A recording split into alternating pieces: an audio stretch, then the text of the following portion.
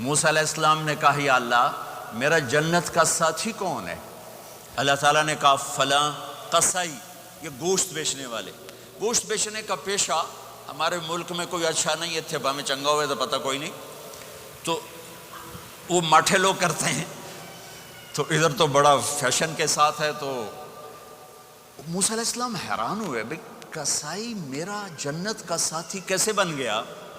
وہ گئے کہ کون ہے؟ کہ فلاں۔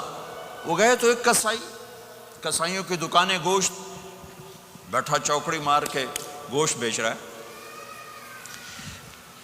جب وہ فارغ ہوا ایک گوشت کا ٹکڑا اس نے تھیلے میں ڈالا اور گھر۔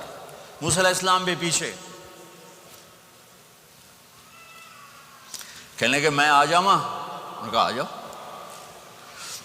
اس نے جا کے گوشت کی بوٹیاں بنا کر ہانڈی پہ چڑھایا، آٹا گوندنے بیٹھا، پھر اس کو نرم ہونے دیا، سالن تیار کیا، روٹی بنائی، تھالی میں پلیٹ میں سجا کر ایک بڑھیا ایسے لیٹی ہوئی ہوں، اس کو کہتا ماں جی ماں جی، اس کو اٹھایا، نوالے بنا کے کھلاتا رہا کھلاتا رہا کھلاتا رہا۔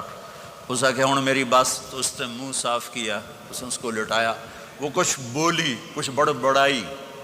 موسیٰ علیہ السلام دور کھڑے تھے، کہنے لگے بھائی کون ہے یہ؟ کہ میری ماں ہے۔ یہ کیا کہہ رہی تھی؟ وہ کہنے لگا جی ماں جو ہوئی کی دساں، جداں دی خدمت کراں شروع ہو جاندی تینوں اللہ جنت وچ موسیٰ دا ساتھی بناوے۔ کتھے موسیٰ تے کتھے قصائی؟ ارے پنجابی سمجھ میں آتی ہے؟ ترجمہ کروں؟ ترجمہ کروں؟ اچھا، موسیٰ علیہ السلام سے کہنے لگا یہ میری ماں ہے، جب بھی اس کی خدمت کرتا ہوں تو یہ شروع ہو جاتی ہے اللہ تجھے جنت میں موسیٰ ساتھی بنائے۔ کہاں موسیٰ، کہاں ایک قصائی، لیکن ماں کی دعا میں طاقت ہے کہ قصائی کو نبی سے ملا دیتی۔